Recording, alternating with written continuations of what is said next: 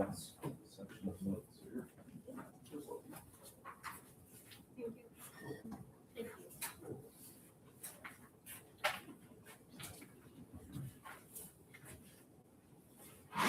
So the next chapter is going to be a very important one, particularly once you're through your program and you start that first job, managing money.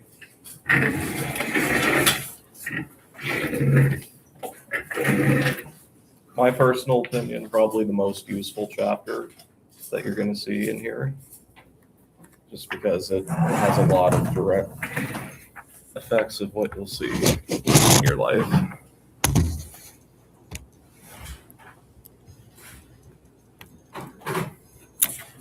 But before I get to the notes, there are going to be a couple of things that we'll need Excel for. But it won't be anything too crazy here.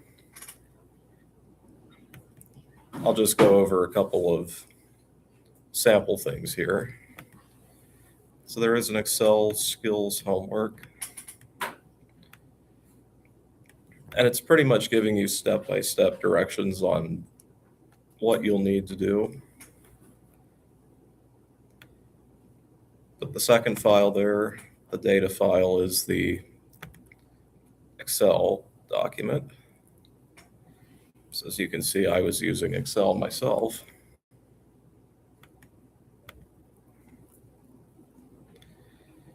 So say we have this information. You can pretty much click anywhere on here. You can type in whatever you need to type in. If you want it to stay, you just have to hit enter. Excel is very good for doing quick calculations. So if we go to the instructions, changing the name of sheet 1 to comparison, that's going to be down here. Double clicking on it will highlight that, and then you'll be able to call it whatever you want to call it.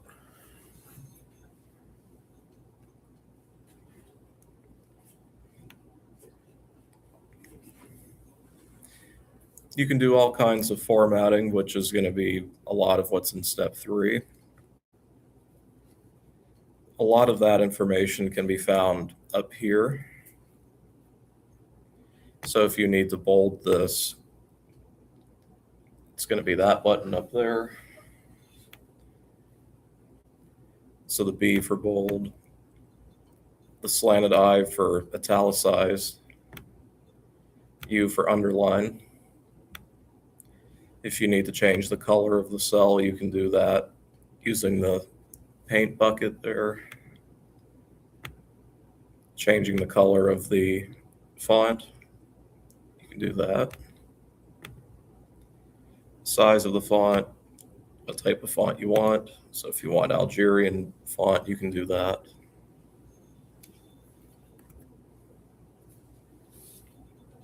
You can get specific on if you want it to show up as money.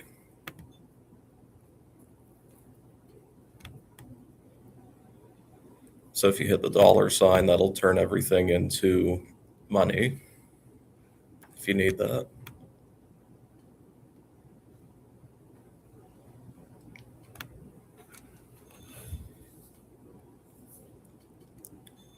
When you see the word difference, what operation does that mean in terms of math?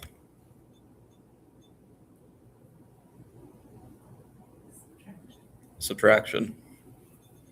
So say we want to find the difference between Martin's price and Giant Eagle's price for each of these. So you would want to take that value minus that value, right? To do that, formulas in Excel always start with equals. And say we want to subtract Martin's price and the Giant Eagle price. So the formula would be equal C2 minus B2 there. Enter, and it will calculate the difference.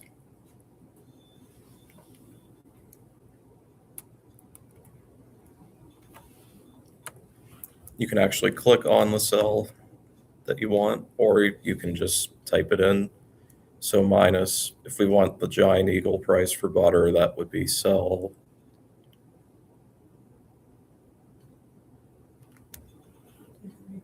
B3.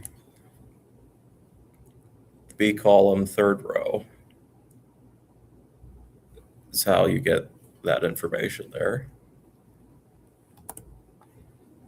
It'll give you the difference.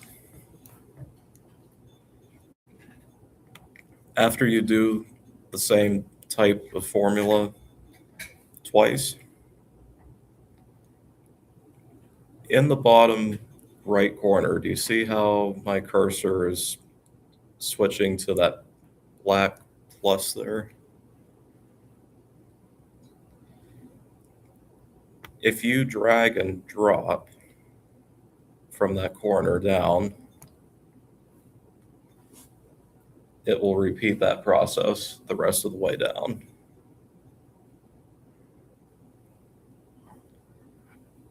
Very useful tool if you have hundreds of rows of data. It'll save you quite a bit of time there.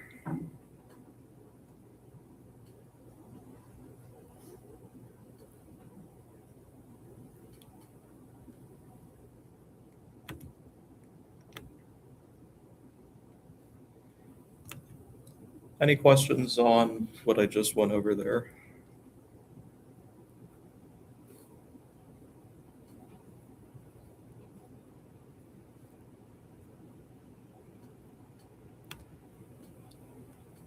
Okay.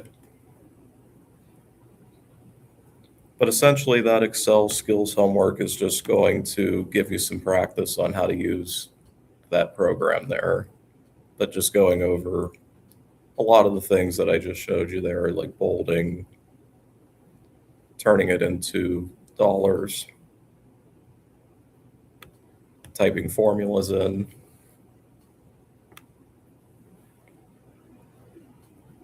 I'm sorry, can I add something I figured out last night too? Yeah, go for it. Just for you guys, whenever you're doing multiplication in your formulas, you cannot use an X for multiplication. You have to use an asterisk. You hit Shift 8 to get one. Your X will not work. Yeah, thanks for that. Yeah. That's a good It took that's me a good about point. 25 minutes to figure that out. And that's good for me to know here. Yeah, just the letter X will not work. It has to be an asterisk. Yep, so multiplication, it'll show up like that symbol there. And then if you need it, division is actually going to be that slash there.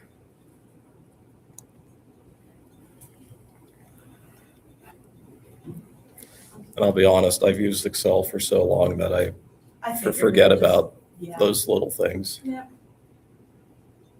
So that's a good reminder for me too. I just figured it out last night, so I was like, I might as well say something to make sure everybody else gets it. Yeah. That sounds good to me. And I will say there are other functions you can do in here too. Once we get to chapter 6, I believe, we're going to be doing things with like mean, median, mode, that sort of thing. Excel actually has functions for all those things if you start typing in some words.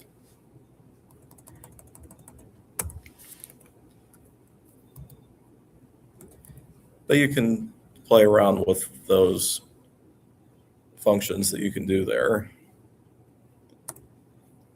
Some of them are pretty quick, like that one would calculate an average value. You'll actually see some more specific ones. Any idea what PMT is?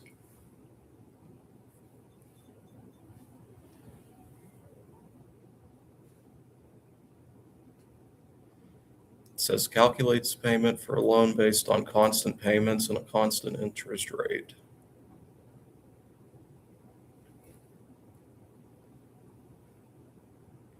So what's something that you would take a loan out for? Mortgage. That's the function that you could figure out your mortgage payment with. So it can do a lot of very specific things with these formulas.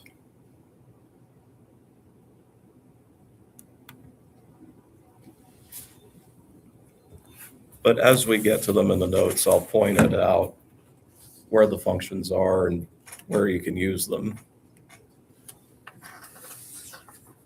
It's not going to be something that you'll have to do on an exam using Excel, but it might help out with some assignments. In particular, after we get through this chapter, there's the first project in this class. And I know Excel is a good time saver for that one. But it will involve different things like compound interest and those sorts of ideas.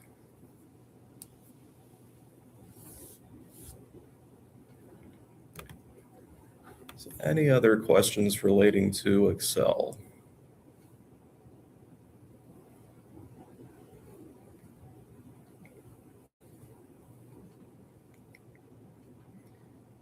Okay, I know I basically just did a crash course on Excel in about 10 minutes there, but do you think you have enough to look at the homework there?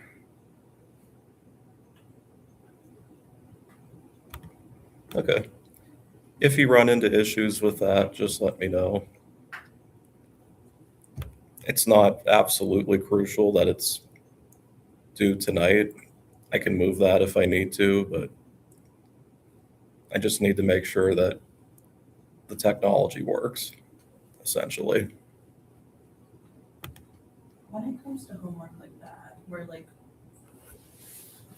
there may be people that like may not understand it or anything like that, are we allowed to like Google? Oh, yeah. If we need to find like a function and we don't know what it is, like we're allowed to Google it. Okay. Oh, yeah. Yeah, definitely. Okay.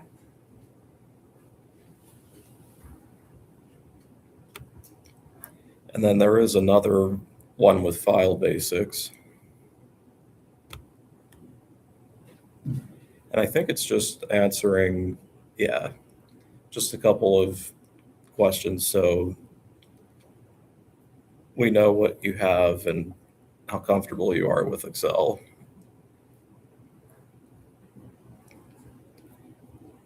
The reason that that's there, I found over the last couple of years that PCs and Macs tend to act very differently when it comes to Excel. So it'll just help me make sure that I have the right resources there based on what you're using.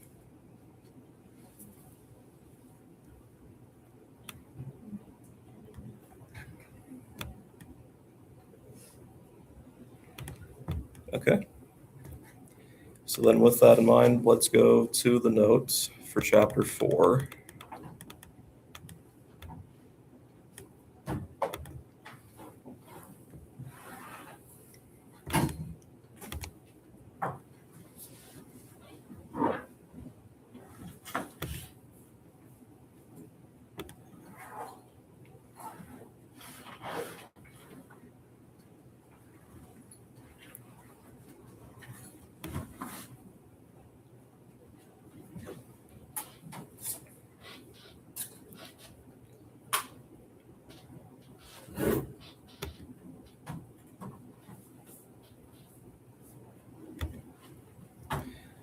Which again, managing money, which is going to be a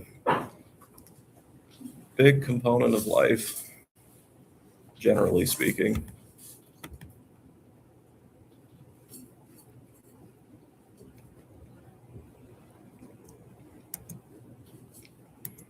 So some goals for chapter 4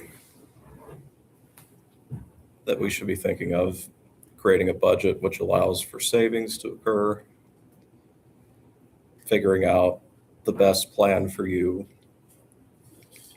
understanding how loans work mathematically speaking, how to figure out taxes, which is another huge area of life,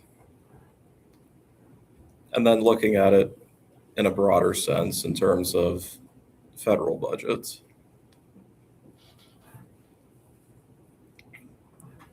But to be honest with you, taxes are a big deal. Have you ever heard the old phrase, there's two things in life you can't avoid? Death and taxes. Death and taxes.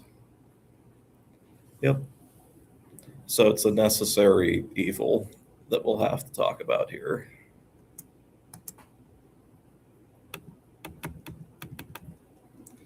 So part A is going to be looking at your finances. So some general guidelines. Most of these should be common sense, but you'd be surprised sometimes. Always know your bank balance, or at least a pretty rough idea of what it is. Just because bouncing a check is never a good thing, or overdrafting. What happens if you overdraft at your bank? Do you know what happens? Charge fee. Get charged a fee. So the one thing you'll see here, banks and people that lend money, they're not really your friends, to be honest with you.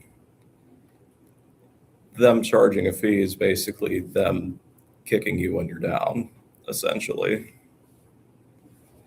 But that's how banks make their money, is that they count on a certain percentage of people to do that.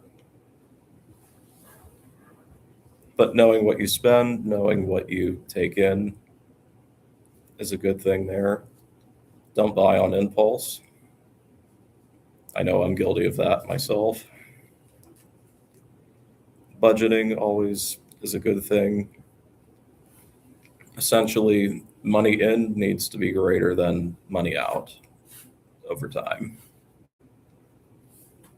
I found that life is much simpler that way. Whenever that switches around, that causes all kinds of other problems.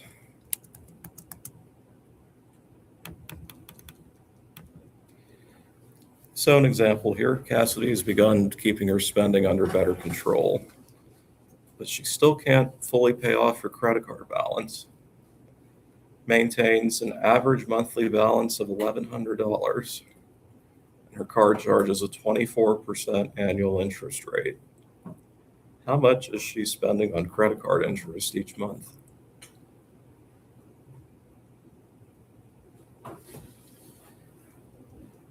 So, if we look at this,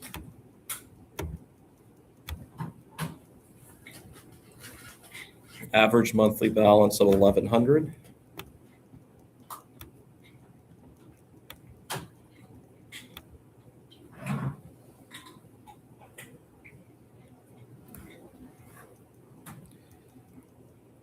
$12 months in a year.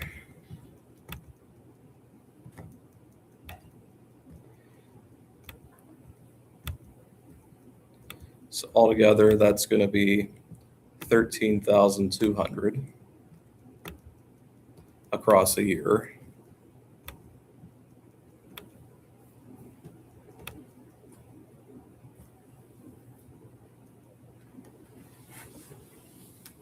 If we want 24% of that, what number should I multiply that by? 24. Yep, 0.24.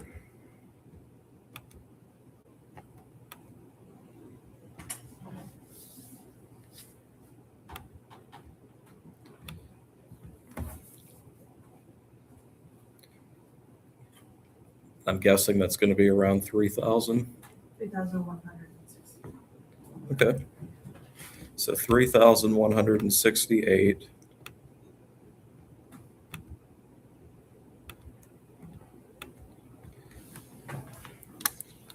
is how much interest she's paying per year.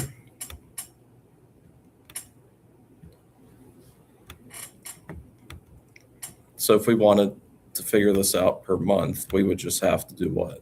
Divided by 12. Divided by 12.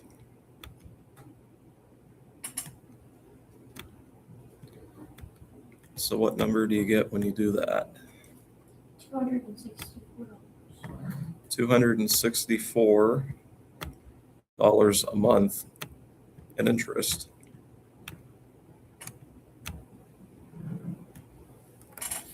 So why couldn't we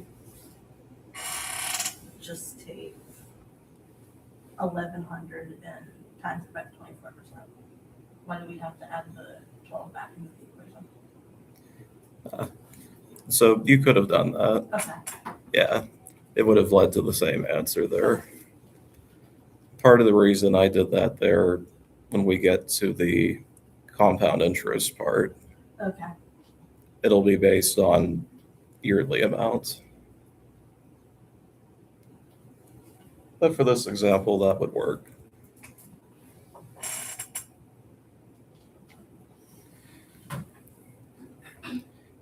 But the thing with interest, basically she's giving them $264 every month just for the privilege of borrowing that money. So just think every month, $264, please. And that's before you even think about taking any amount off of the principal there. I don't know about you, but that's a lot of money to just be handing over every month for no benefit to you at all.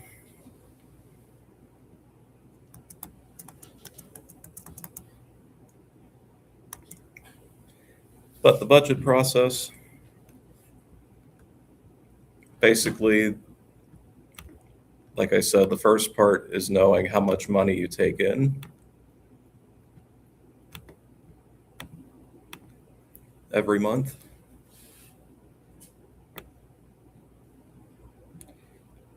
Versus how much you spend, so money out.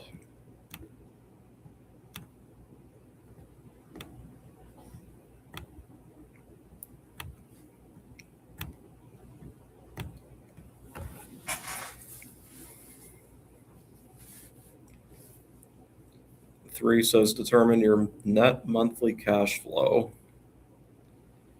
So basically the change in how much cash you have from the start of the month to the end of the month.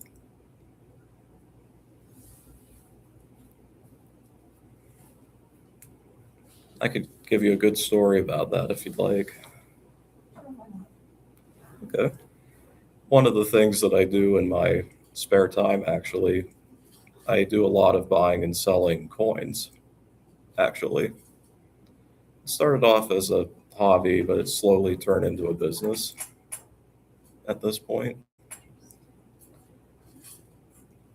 It's gotten to the point where I've almost matched my teaching salary from doing this. I mean, it's Teach me your ways. It's- like right now. it's an interesting world, to say the least. How often do you do that? Like how many hours a week do you spend? I'd say about 15 or 20. That's not bad. Yeah. I mean, do you enjoy doing it? Oh, yeah. Yeah. And it was one of those things I started off collecting a long time ago, but then slowly it just turned into I can make money off of this. It was something you were already doing, and then you were just like, well, might as well. Yeah. Yeah. Exactly. But one thing that's crazy in that business is net monthly cash flow. Because as they say, in order to make money, you have to spend money.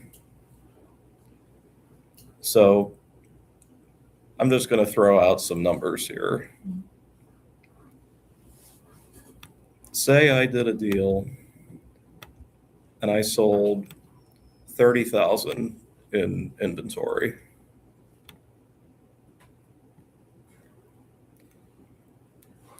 at the start of the month. So if my account was at 0 and then goes to 30,000, net cash flow of plus $30,000, right? Say I then take this and say I buy 20,000 worth of inventory the next day. So now in the account I have 10,000.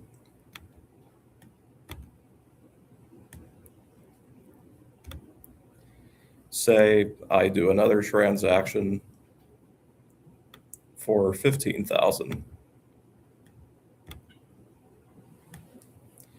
So now I'm back to 25, right? Mhm.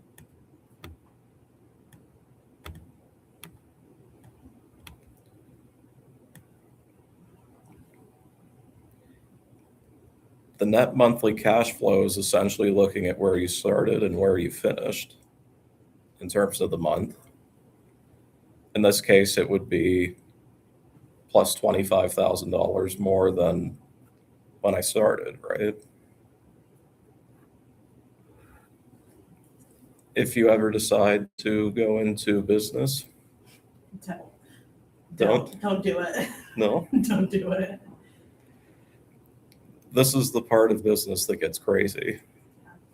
And it's not even that simple. You have to worry about taxes, you have to worry about import fees, shipping, you have to worry about prices about your own shipping containers, everything else. You have to worry about vending costs, your stand setups, you have to worry about customer appeal, like all of your ads that you do if you don't advertise Mhm. yourself, like Yep, marketing. it's Yeah. crazy. Oh, yeah. And that's the thing, too. You'll have very good months like this, but then you'll have months that are not like this. But the idea, it's good to keep track of that number. It gives you a good idea of how things are changing. And something you probably figured out by this point, if something isn't working financially speaking, chances are you'll have to change something in order to make it work.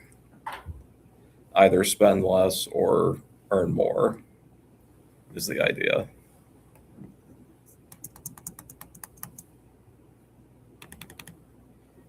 Any questions so far?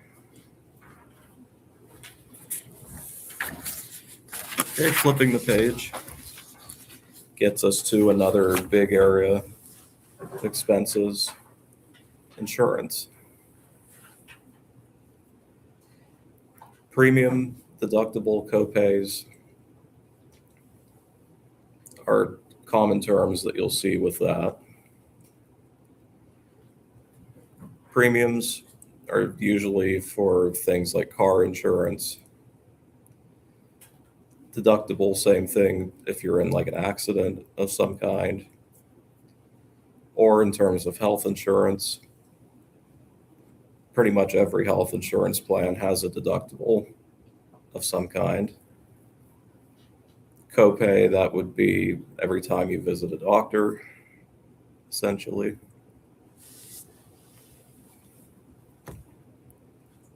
But one thing you'll definitely need in your professional lives is insurance. Because, believe it or not, the number one way of going into debt is actually from lack of insurance. I'll give you a prime example. So, a couple of years ago, I had issues with kidney stones to the point where I had to have surgery and everything that went along with it to deal with that problem. And I got the bill for the procedure. How much do you think that surgery would have been without insurance? Pretty crap that.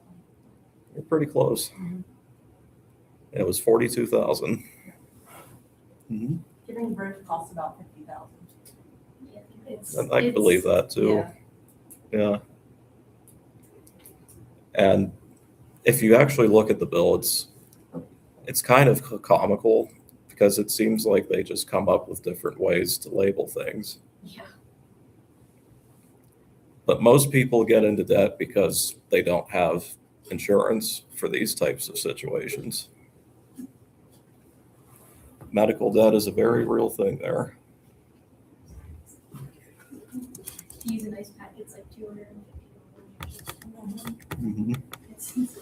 Some hospitals will charge you whenever you give birth to do skin to skin with your kid. That's so messed up. Mhm. That's so messed up. I've seen upwards of $10,000 for skin to skin.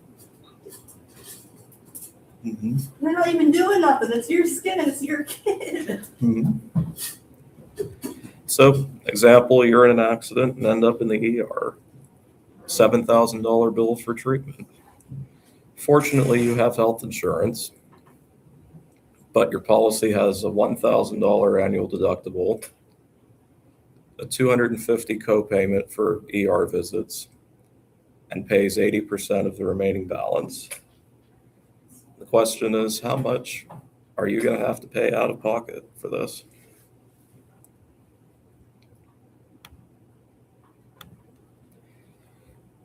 So if we look at this, $1,000 annual deductible, that means you're going to pay that before anything else happens. A $250 copayment for ER visits. So already that's $1,250, right?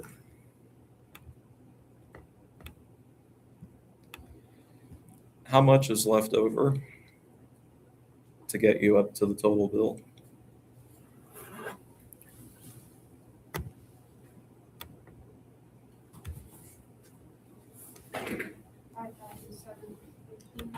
$5,750 left.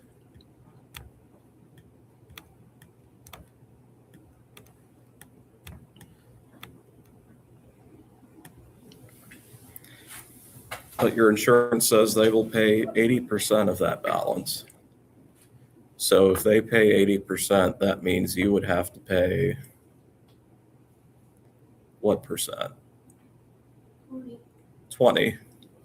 So we are going to have to multiply that by the 20%.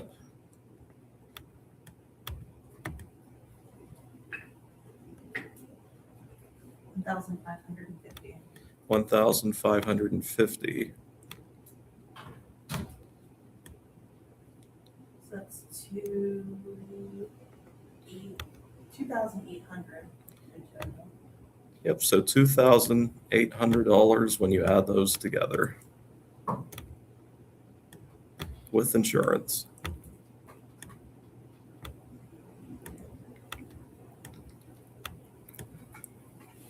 But at the same time, your insurance covered a little more than $4,000 on this incident there.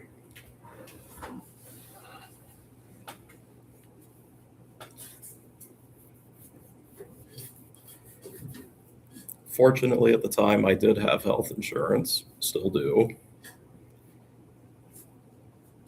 After insurance, that $42,000 kidney stone bill was $750, which was my deductible. So I lucked out on that one.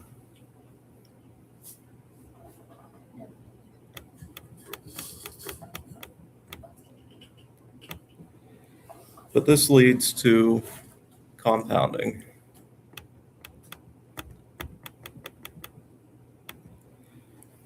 So some terms. Principal is always based on starting amounts. So how much the balance you have at the start is, what the balance of the loan is.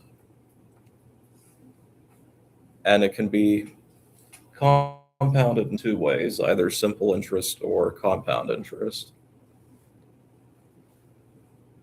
Simple interest is actually used for a lot of car loans, actually. The nice thing about car loans that are based on simple interest, interest doesn't compound on itself with simple interest. Compound interest, on the other hand, which essentially is any other type of loan, so mortgages, student loans, personal loans, the interest will compound on itself. So basically, you borrow the money and then you make the minimum payments or you don't pay anything at all. The amount at which it goes up will speed up compared to simple interest.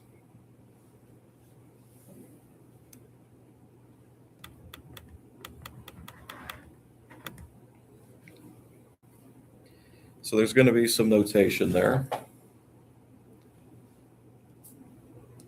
You're going to have some formulas coming up. Simple interest is principal times interest rate times time. And the final balance is your starting balance plus the interest over time.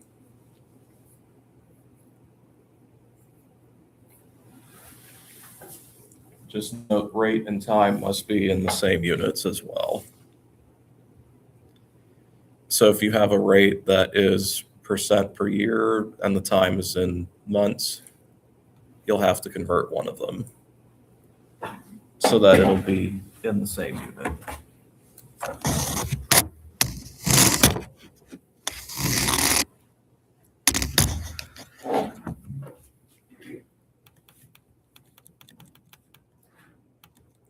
So an example, most saving accounts in banks pay compound interest. Savings bonds are another thing that pay simple interest. Has anyone ever seen or have ever had a savings bond? Okay. Essentially, it's a piece of paper that the government gives you that says, we promise to pay you back the money that you gave us plus more in exchange for letting us control that money that you gave us, is what a savings bond is. But say you put $1,000 in a savings bond that pays simple interest of 8% per year. How much interest would you receive in 5 years?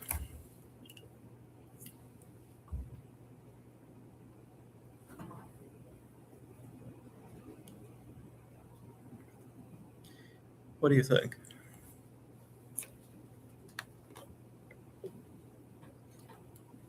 $4,000. What's that? $4,000. 4,000. You're super close. With 8%, how did you write that? I wrote 80. Never mind. You're good. That's all good.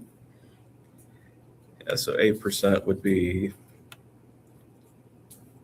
0.08, right? You 400. Yeah, there we go. So 8% as a decimal times 5 years times the starting amount of 1,000.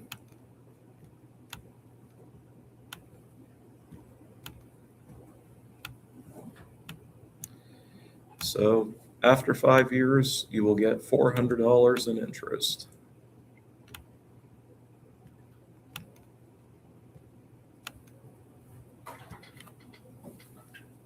So basically what happens, you give the government $1,000 in this situation. They hold on to it for 5 years. They do whatever they want to do with it. 5 years go by, you come back to the bank or wherever you got it from, and the government will give you $1,400 in exchange for lending them that money. It's basically just like a loan to the government, isn't it? Yeah. Okay. Yep. The only thing that's kind of ironic here is that they use the interest method that benefits you the least. Yeah. It's kind of stupid that you're the loaner and you don't get to choose the interest rate. Mm-hmm. Especially with all of the other places out there that choose their own, right? Mhm. Here's the compound interest one.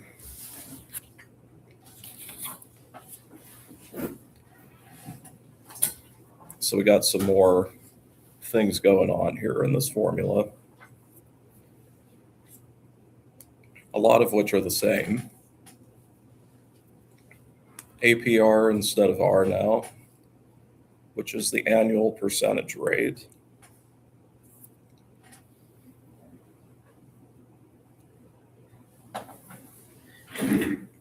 But I will say,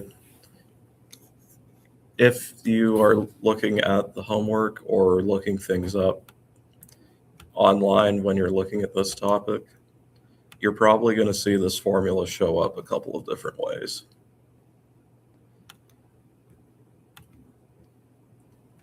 I'm willing to bet if you were to go to Google right now, you would probably see a formula that looks like this.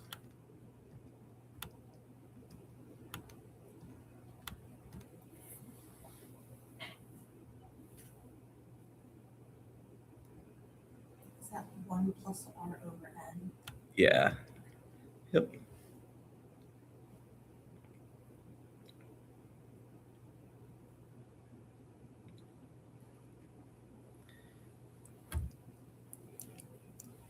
And essentially, N is going to be how many times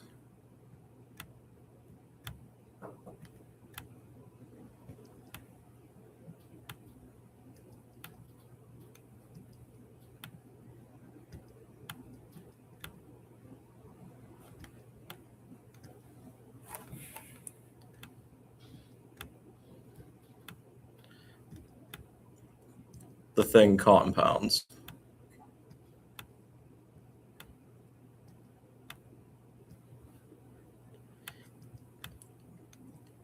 In a year.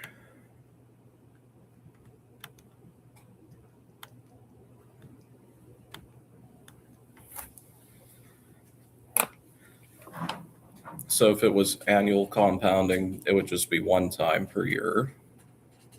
If it was, say, monthly compounding, N would be 12. Say it was daily compounding, 365. What if it compounded every single second of every single day? I wouldn't take the loan. Wouldn't take the I loan? wouldn't take the loan, no. Okay. Do you Can think? imagine if our student loans compounded every second? We would never. Hmm? Nobody would go to college. Because I will tell you, there are places out there that base it off of that too. Why would you do that? Your percentage would have to be so low in order to justify that. Well, something interesting happens with this. So as N gets bigger, from your math days before this class, what's the biggest number that we could think of? Like theoretically, Mhm. infinity. Infinity. The idea is that if it always compounds, N goes to infinity, right? Now, thanks to a little bit of calculus, the inside expression of this, so 1 plus 1 over N to the N, as N goes to infinity, it actually approaches a special number in math that's called E.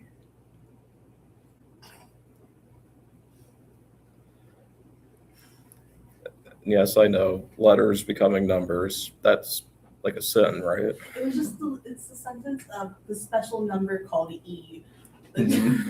Okay, that's fair. But I will say it behaves similarly to the number pi.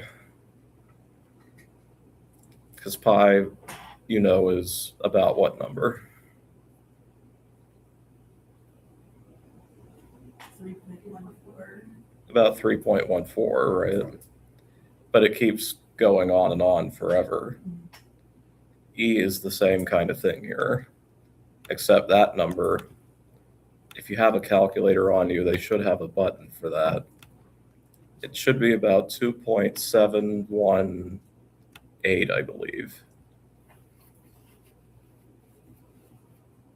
I have like 5 letters. Why do I have 5 letters? Oh, I found it. Never mind. Am I right on the first three there? Wait, what did you, so 3.14 and then what did you say? I'm thinking it should be about 2.718 for E. If you have that button. As you said, I just said the pi, but I don't know if it was. Yeah, there should be 2.7183. 2.7183. Okay.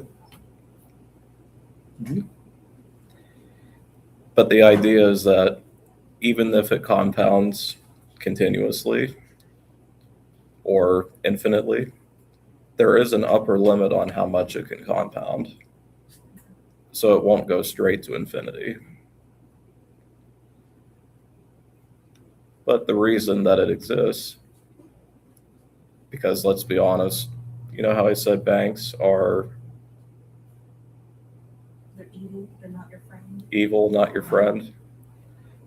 Banks basically used calculus and said, how can we get the most amount of money possible from people?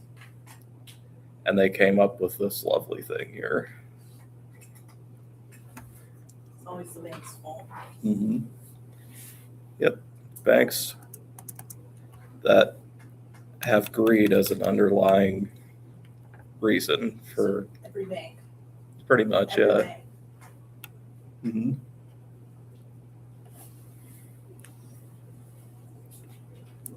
So going back to the savings bond example,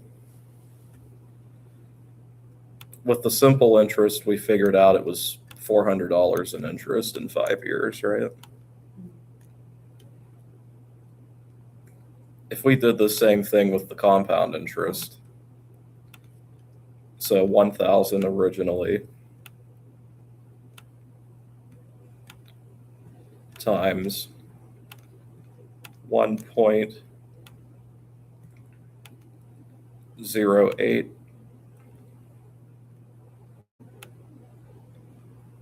raised to the 5th power there.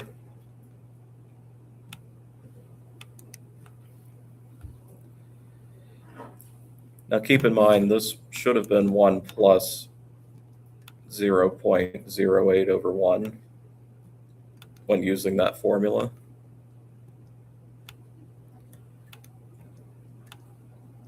But I just combined everything into one value in the parentheses.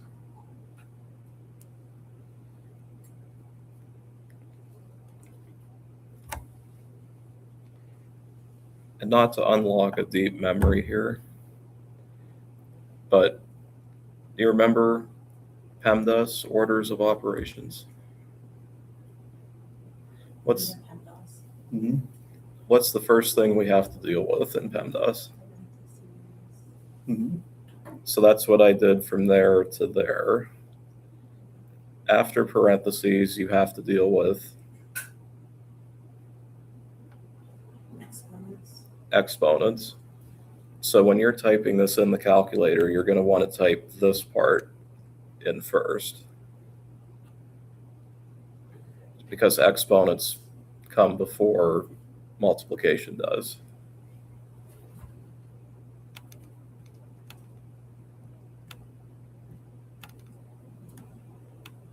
So if you do 1.08 to the 5th power, What number do you get?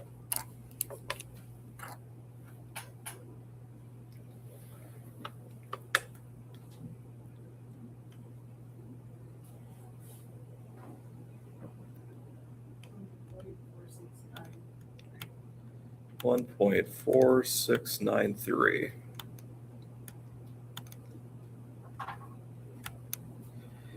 And then after you do that, then you can multiply it by the 1,000 there.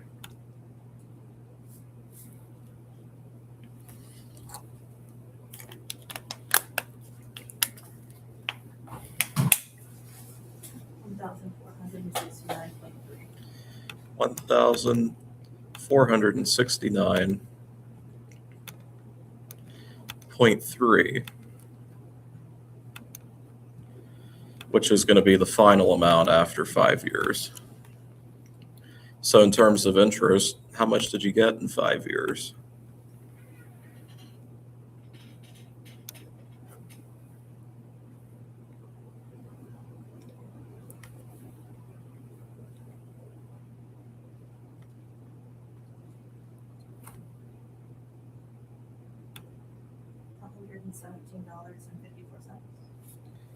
$117.54. $117.54. Because we started off with 1,000, right? And we ended with that number after 5 years. So that should be like 469.3, right?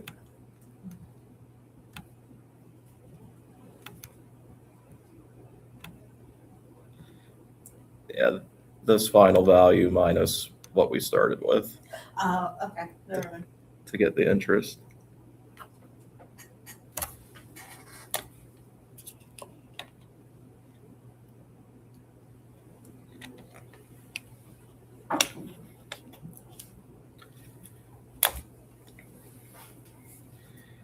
So in other words, same bank, same interest rate, but figured out differently. You got an extra $69.30 out of the deal.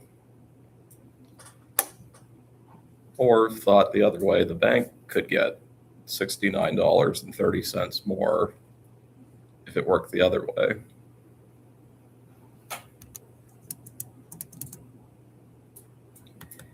Any questions there?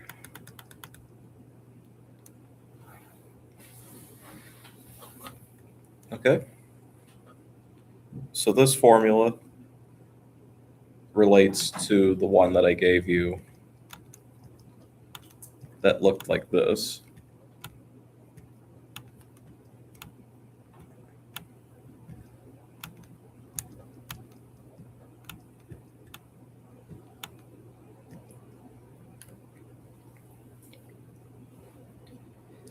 Basically, this formula is used whenever you're compounding more than just annually or more than once a year.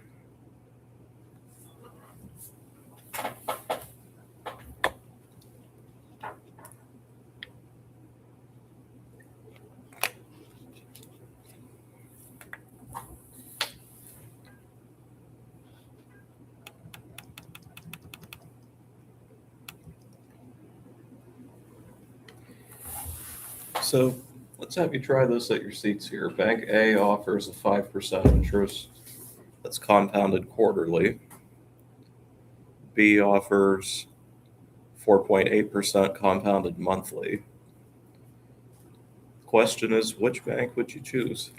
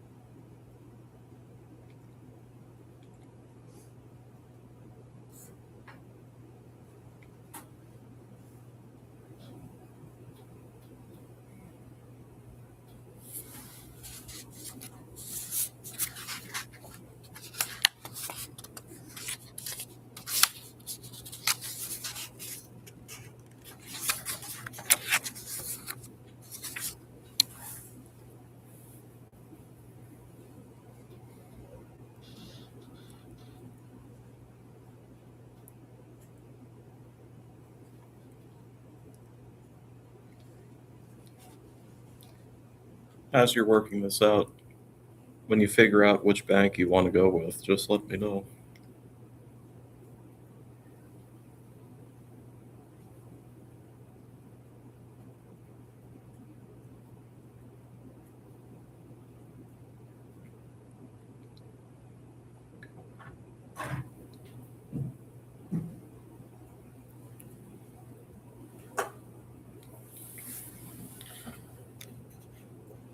And if you want to check with my starting expressions here,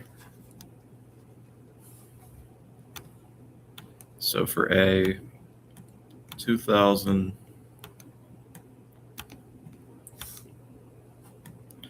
1 plus 0.05 for the interest rate over, if it's quarterly, how many times in a year?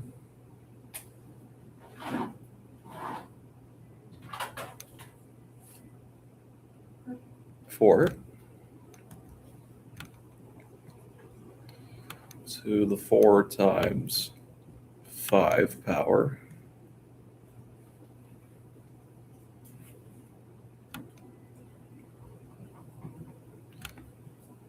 And then B would be this expression.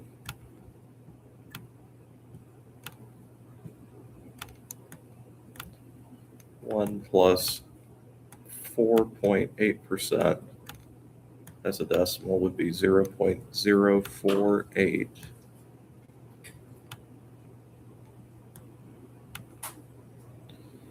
Over, if it's compounded monthly, N would be 12.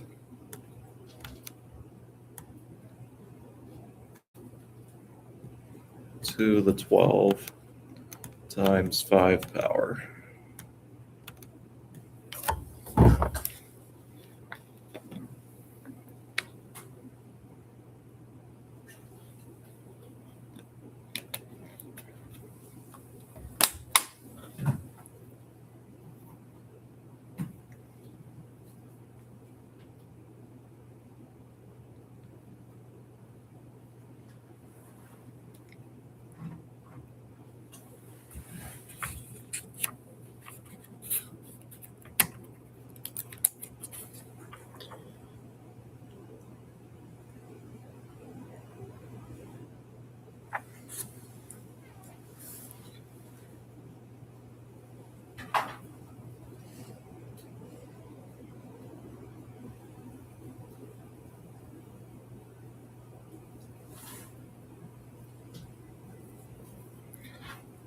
So the question is going to be, which of those expressions will give you more money?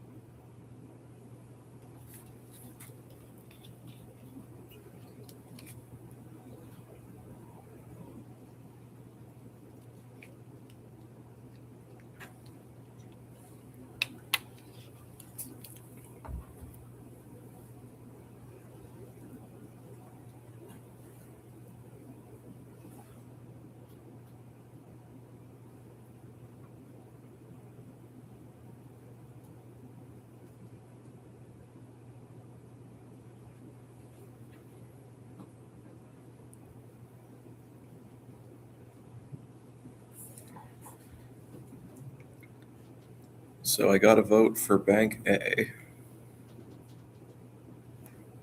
You agree? I agree. I'd say A would be the better choice. Just because this would be 2,000, 1.0125 power to the 20th.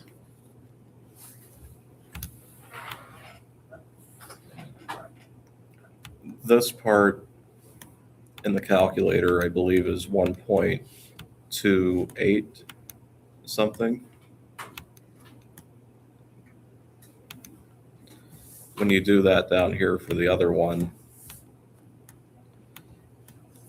the inside parentheses eventually becomes 1.004 to the 60th power.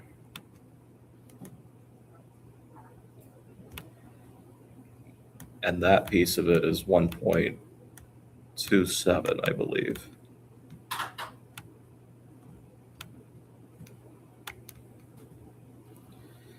So A will give you more of a return as a result of that.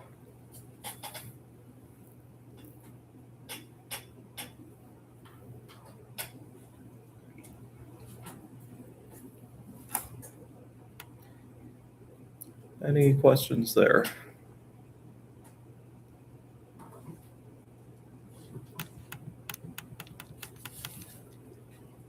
Okay.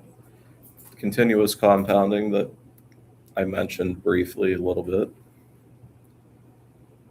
Essentially, someone at the bank just decided, if I just keep hitting the spacebar button and make it compound over and over again, what's the most amount we can get from people? It arrives at that weird number E, which is the upper limit on the compound interest formula.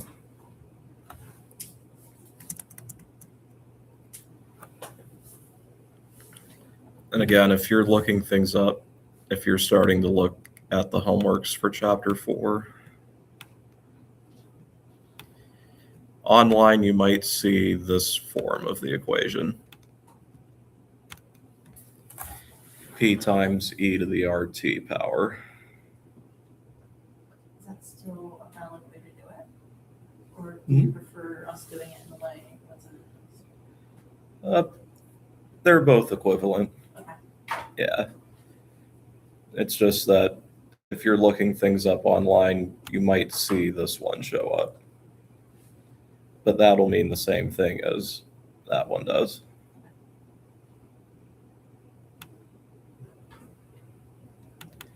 But it works the same way. It's just already telling you what the inside parentheses is going to be. And that gets us to our first Excel function.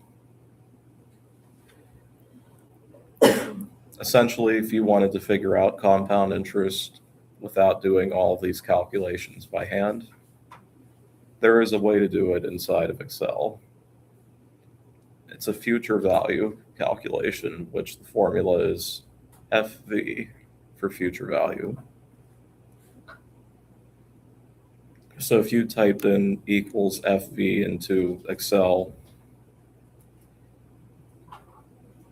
it's going to give you a place to put all of these pieces of information that you would have plugged into the formula.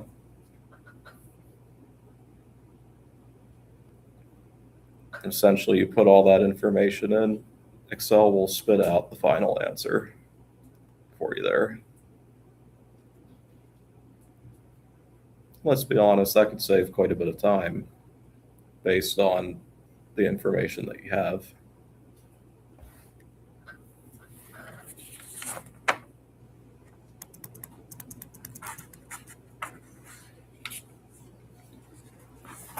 But just flipping the page.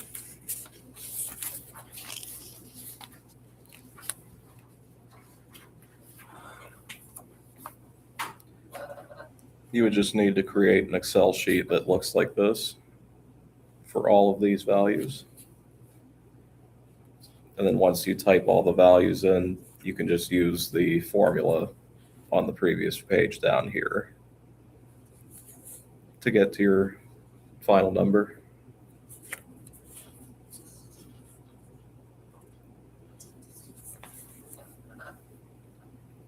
Any questions so far?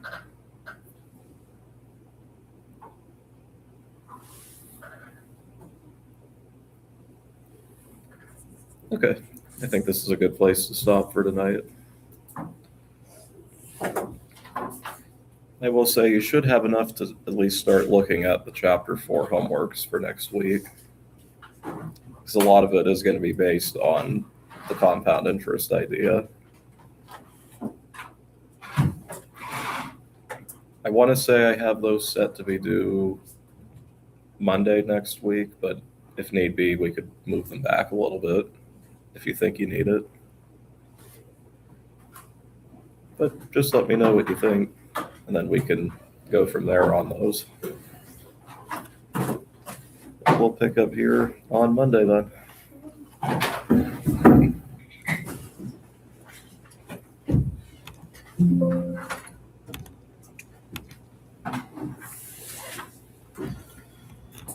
You said you don't need these back, right? Nope.